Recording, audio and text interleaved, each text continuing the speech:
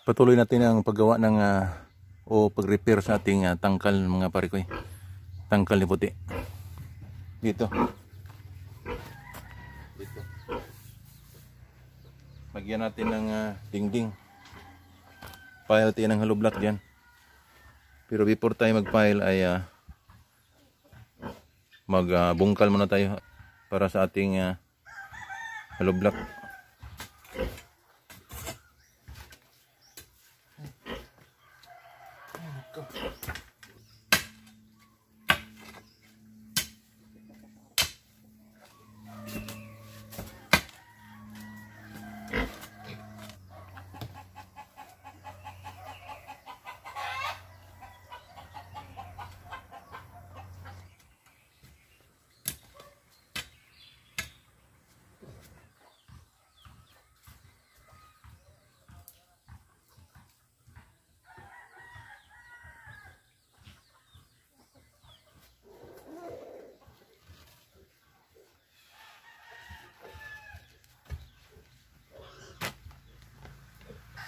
Yan.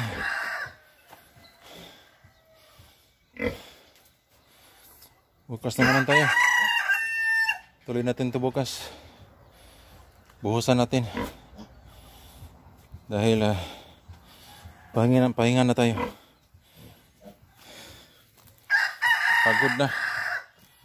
Pagod na. Kapagod yung maghukay. Nga parikoy, pile muna tayo ng hollow block mga parikoy sa ating kulungan ng baboy ni puti.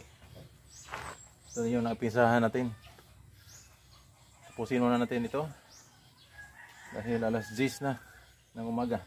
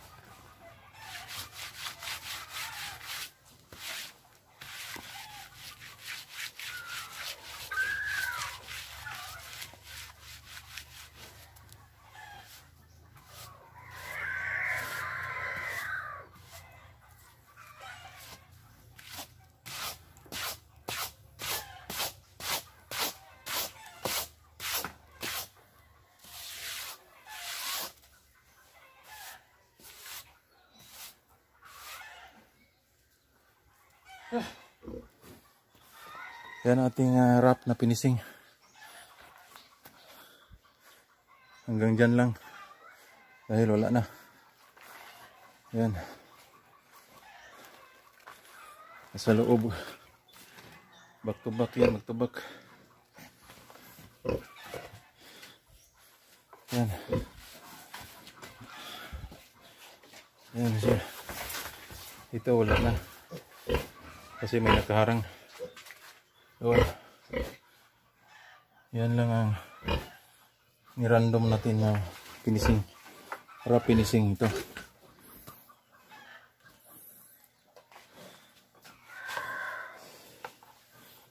Finishingan natin yan. Saka dito. Hindi na ko lang giniba ito. Hindi ko na giniba dahil mapuslan pa yan. Pwede yan na pagtulugan dyan ng mga biik. So, sayang na gabiain pa. Puti. Huwag mong ngat-ngatin yan. Ngat-ngat niya yung mga dingding doon. Kaya kailangan ng pinisingan. Yan. Ngat-ngat niya. Lalim na. Yan lang muna. Pahinga muna tayo. So ito na yung natapos natin mga parekoy. At yung flooring niya na ito. Ito yung flooring na nadagdag kasi dati doon lang sila sa kanto na yan. Inaatras natin dito para malibil dyan doon sa kay Kabang. Malibil siya dito. Inaatras natin dito. At ito na yung flooring sa extension. Ito yung flooring sa extension. Ito yung sinasabi ko na hindi ko na kinondim. Hindi ko na kinondim ito. Yung pader na ito dahil pwede ito paglagyan ng mga biik. Pag mga anak na si puti, dito sila matutulog at dito natin sila lagyan ng ilaw dito para hindi sila maginawan, malamigan. So pwede na to. Kaya hindi ko kinokondem itong pader na ito dahil magamit pa natin sa mga biik. Pwede ito tulugan ng mga biik dito. So kapag dumidi na sila, labas sila doon.